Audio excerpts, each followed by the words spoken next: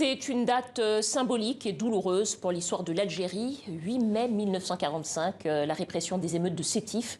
Première manifestation pour une Algérie libre et indépendante. Manifestation qui se solda par des milliers de morts, entre 20 000 et 45 000.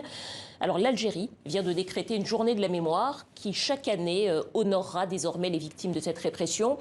Et aujourd'hui, les cérémonies se sont donc déroulées à Sétif. Le porte-parole du gouvernement algérien a rappelé son attachement à une reconnaissance des crimes de la France coloniale, à une repentance ainsi qu'à des indemnisations équitables. Algérie, France, la mémoire du colonialisme peut-elle être dépassée? Pour en parler, nous sommes avec Arthur Asseraf, historien, spécialiste de l'Algérie, enseignant à l'université de Cambridge, en Angleterre. Bonsoir, merci d'être avec nous. Bonsoir.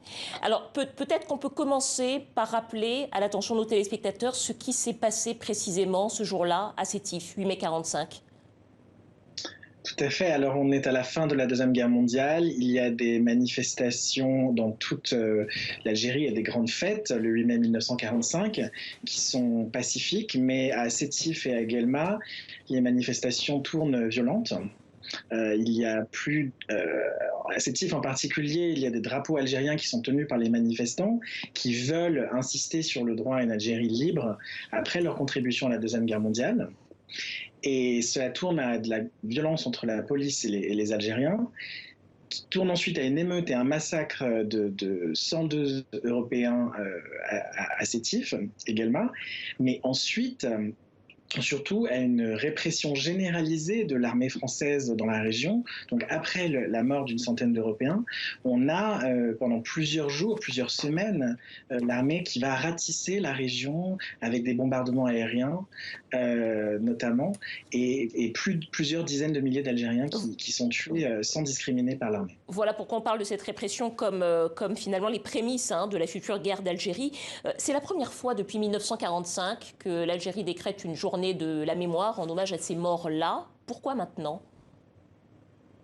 Alors, il y a eu depuis longtemps des cérémonies le 8 mai 1945 à Sétif et Guelma, et l'événement est commémoré. Visiblement, cette année, depuis une décision prise l'année dernière en 2020, le président algérien Abdelmadjid Tebboune a voulu marquer le coup de manière plus forte. Alors, selon lui, c'est surtout une question de passage des générations.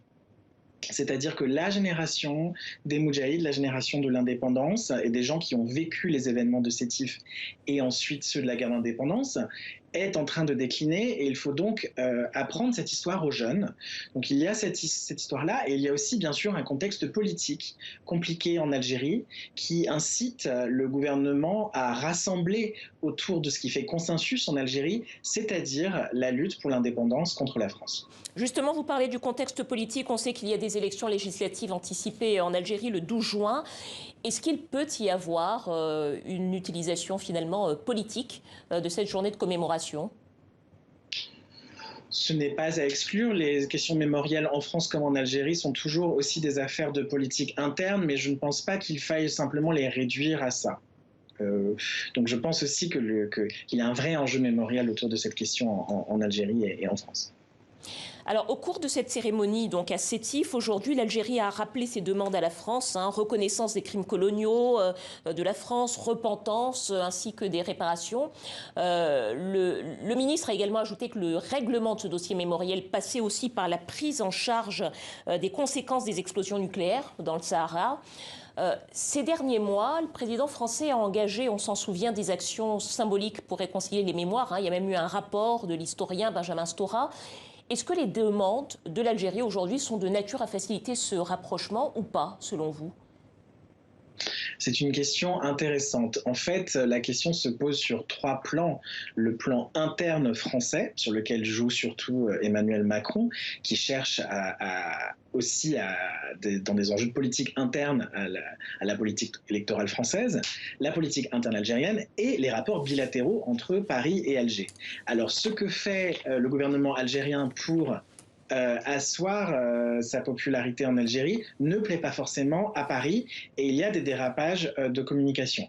Après, il faut toujours se rappeler que il y a des liens matériels très forts et des intérêts très importants qui unissent les deux gouvernements et qui font que, au-delà des polémiques qu'il peut parfois y avoir sur le passé colonial, souvent les intérêts finissent par se retrouver à la fin. Alors justement, ce rapport de l'historien Benjamin Stora, sur lequel Emmanuel Macron s'appuie pour sa politique mémorielle, ce rapport ne préconise ni excuse, ni repentance, qui sont des questions sensibles en France. Il a d'ailleurs été très critiqué en Algérie.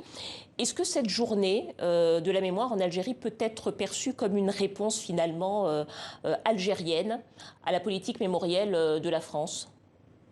Oui, tout à fait. Je pense que le gouvernement algérien veut clairement montrer qu'il peut être actif sur les questions mémorielles sans avoir besoin de la France. Mais c'est aussi un moyen de mettre de la pression sur le gouvernement français, car le gouvernement algérien continue à demander une repentance et des excuses claires de la France. Le rapport Stora, lui, ne précise que des recommandations assez éparpillées, sans programme vraiment unificateur, et ne traite pas des massacres de Sétif et Guelma, qui ont cependant déjà été reconnus par des dirigeants français. François Hollande, notamment en 2012, avait parlé de massacres à Sétif et Guelma, sans présenter des excuses plus générales.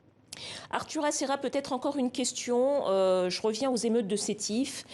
C'est une page d'histoire importante, et pour la France et pour l'Algérie. Est-ce que pour la population algérienne, aujourd'hui, c'est une page d'histoire qui reste vivace ou pas ?